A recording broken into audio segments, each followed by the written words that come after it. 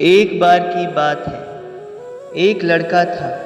वह बहुत ही प्रतिभाशाली था।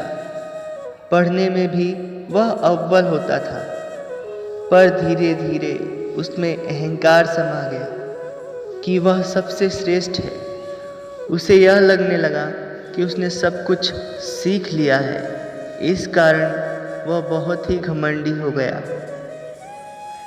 अब वह सबका अपमान करने लगा। यदि कोई उसे कुछ समझाता तो वह उस पर हंसने लगता और कहता कि मुझे सिखाने की कोशिश मत करो, तुम अपना देखो। इस तरह सभी उससे दूर होने लगे। यहाँ तक कि कोई भी उससे मित्रता नहीं करना चाहता था। समय बीतता गया। वह लड़का अब बड़ा हो गया। साथ ही साथ उसके अहंकार में भी वृद्धि हुई, जिसके कारण वो लोगों के साथ और भी बुरा व्यवहार करने लगा। हर कोई उसे स्वयं से तुच्छ प्रतीत होने लगा। परिणाम स्वरूप ईश्वर ने भी उसकी सहायता करनी बंद कर दी। वह हर कार्य में असफल होने लगा। आगे की पढ़ाई में भी उसका प्रदर्शन खराब हो गया। जैसे तैसे उसने अपनी पढ़ाई पूरी की। वह नौकरी की खोज में निकला, पर उसे कहीं काम नहीं मिला। सबने उसकी अहंकारी प्रवृत्ति के कारण उसे मना कर दिया। निराश होकर वह घर वापस आया।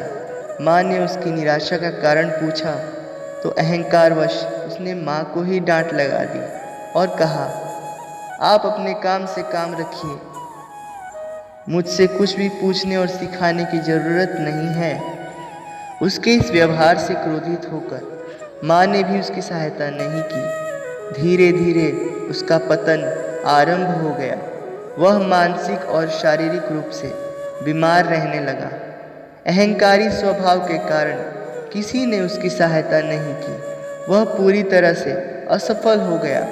न उसकी प्रतिभा उसके पास रही और न ही स्वास्थ्य। इन्होंने भी उसका साथ छोड़ दिया, जिस पर उसे बहुत अहंकार था। वह तनावग्रस्त और कमजोर हो गया। उसकी इस दशा को देखकर भगवान एक भिक्षुक साधु के रूप में उसके घर आए और उससे भिक्षा मांगी, पर वह तो ठीक से संभल भी नहीं पा रहा था।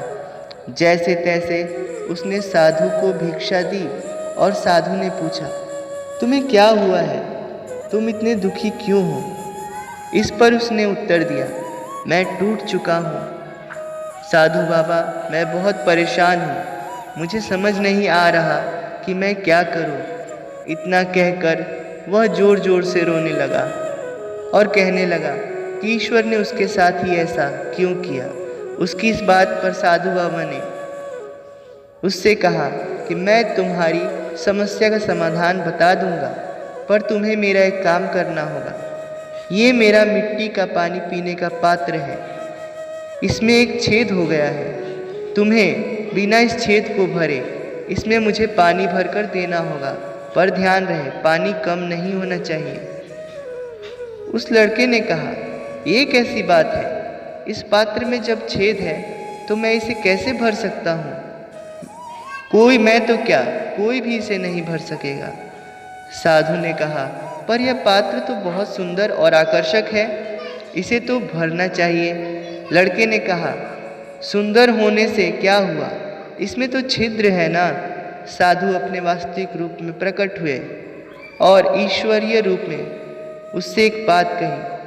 कहा कि ठीक इसी तरह तुम्हारे जीवन में भी अहंकार रूपी छिद्र हो गया, जिससे तुम्हारी सारी प्रतिभा, सभी मित्र, अपने शुभ चिंतक, माता पिता उस छिद्र से बाहर होकर तुमसे दूर हो गए। आज तुम्हारी इस दशा का कारण भी अहंकार ही है। उस लड़के को अपनी गलती का एहसास हो गया। वह पश्चाताप की अग्नि में झुलसने लगा और ईश्वर के चरण पर गिरकर जोर जोर से रोने लगा और क्षमा मांगने लगा। ईश्वर ने उसे समझाया और कहा कि अहंकार को त्यागो और इस छिद्र को प्रेम, करुणा, विनम्रता, सहानुभूति, सद्भावना और सहायता से भर दो। उसने ऐसा ही किया, जिससे धीरे धीरे उस लड़के का जीवन अच्छा हो गया। और वह एक सफल इंसान बन गया। उसके बाद से उसने कभी अपनी प्रतिभा का अहंकार नहीं किया और एक दूसरे की सहायता करने लगा और सबके साथ विनम्रता का व्यवहार करने लगा। इस कहानी से हमें यह शिक्षा मिलती है कि अहंकार से मनुष्य का पतन हो जाता है, इसलिए अहंकार रूपी छिद्र को प्रेम, विनम्रता, प्रसन्नता से भर देना चाहिए। ऐसी ही कहानियाँ सुनने के लिए आप इस चैनल को ज़्यादा से ज़्यादा शेयर करें, सब्सक्राइब करें और ऐसी स्टोरीज लेकर मैं आपके बीच आता रहूँगा। धन्यवाद।